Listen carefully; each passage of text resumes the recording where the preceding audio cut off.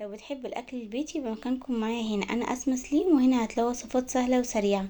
النهارده هنعمل مع بعض ملوخيه بالفراخ بطريقه سهله وبسيطه جدا. بس قبل ما نبدا اي حاجه نسمي الله ونصلي على الرسول. اللهم صل وسلم وبارك على سيدنا مولانا محمد وعلى اله وعلى صحبه اجمعين. طبعا عشان نعمل ملوخيه حلوه لازم تكون معانا شوربه حلوه، وعشان تكون معانا شوربه حلوه لازم نغسل الفراخ بطريقه حلوه جدا كمان عشان ما يبقاش فيها اي طعم زفاره.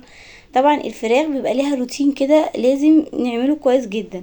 اول حاجه بنغسلها كويس تحت الميه، وبنشيل من جواها الزوائد اللي جوه بتبقى من جوه، وننضفها كويس. بعد كده بنسيبها تتصفى، ونروح جايبين ليمون حوالي 4 ليمونات وتعصريهم من بره ومن جوه، تدعكي بيهم الفرخه كويس قوي. بعد كده تكوني محضره، انا بحب اغسلها بطماطم مبشوره. الطماطم بتضيع ريحه الزفاره خالص من الفراخ. بتبشري طماطمايه بعد ما بتعصري ليمون عليها كله زي ما انت شايفه كده معايا.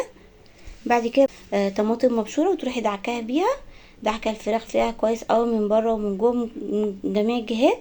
بعد كده بتروحي محضره طبق ميه وتحطي فيه ملح، معلقتين ملح ومعلقتين ملح كبار، معلقه سكر. السكر حلو جدا برضو لغسيل الفراخ، وجنزبيل. بس كده، ما تحاوليش تحطي خل او اي حاجه خالص، ولا دقيق كمان.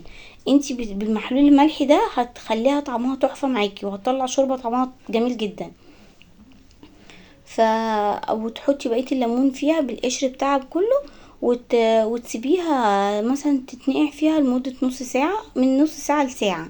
بعد كده بتطلعيها بتغسليها كويس جدا تحت الميه، وتسيبيها تتصفى. وتكوني محضره لها بصلايه مبشوره، طماطمايه مبشوره، وملح وفلفل. دي الخطوه دي ما بانتش في الكاميرا، بس انا اهي كده اهي دلوقتي كده. انا كنت دعكتها بقى بعد ما اتغسلت واتشطفت واتصفت.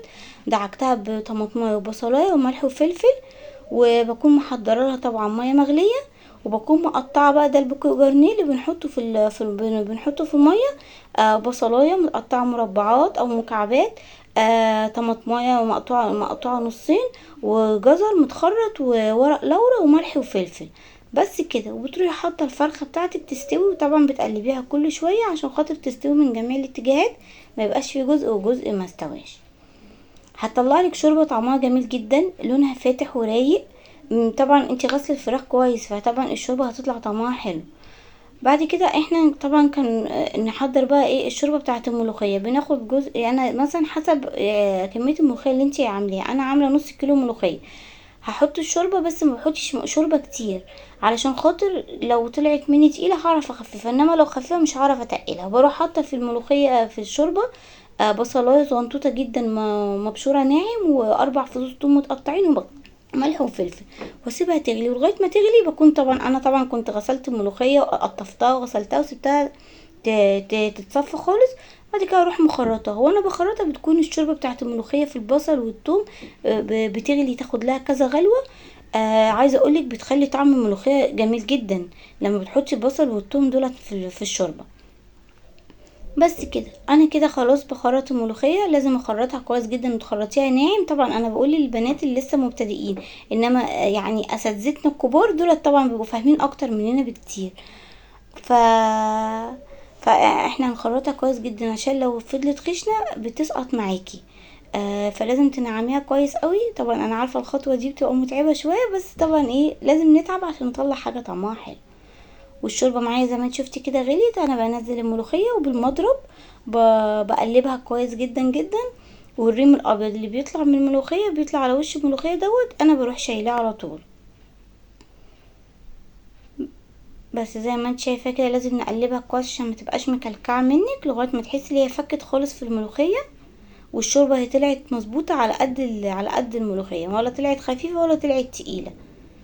بس ما تسيبيش الملوخيه تغلي منك كتير، لا هي غلوتين بس وبتروحي طافيه عليها، علشان خاطر برضو لا ما تحسيش ان الشوربه فصلت عن الملوخيه. زي ما انت شايفه كده انا شلت الريم كله. طبعا الطشه بقى بتاعه الملوخيه هي دي البطل بتاع الملوخيه كله. بروح حاطه معلقتين سمنه بلدي كده حلوين، ومعلقتين توم مفرومين خالص ناعم. وبعد كده بسيبهم يصفروا. ما تحاوليش تغمقيهم بزياده، عشان لو غمقوا بزياده هتمرر معاكي الملوخيه. لا، بتصفريهم وتروحي نازله عليهم بمعلقه كزبره، وتروحي مقلباها كويس. وتروحي بعد كده ايه نازله عليها بالملوخيه، يعني ايه زي ما انت شايفه كده معاكي. شفتي لونها بيبقى ذهبي جميل، ما تغمقش اكتر من كده. هي وخلي بالك منها، تفضلي تقلبي فيها على طول عشان خاطر هي بالشعرة، لو سابت منك ثانية كمان بتلاقي غمقت جامد. وبكده الملوخية ما شاء الله تكون خلصت معانا. وكده اكلتنا خلصت النهاردة. زي ما انت شايفة الملوخية طالعة مظبوطة، ولا هي تقيلة ولا هي خفيفة. بس كده، والفراخ كمان هتشوفيها معاكي دايبة وجميلة جدا. وكده بألف هنا حبايبي. انا طبعا الفراخ دي حمرتها عادي جدا في حته في ملح، وفي قصدي في سمنه وزيت وشويه ملح عشان ما تلزقش منك في الطاسه. واتحمرت عادي جدا. انا دي الاكله اللي تبقى طعمها جميل قوي كده على بعضها. بس كده يا حبايبي، ولو وصلتوا معايا لاخر الفيديو ما تنسوش اللايك ولا الشير، ولو اول مره تشوفوني اشتركوا في القناه وفعلوا الجرس عشان يوصلكوا كل جديد.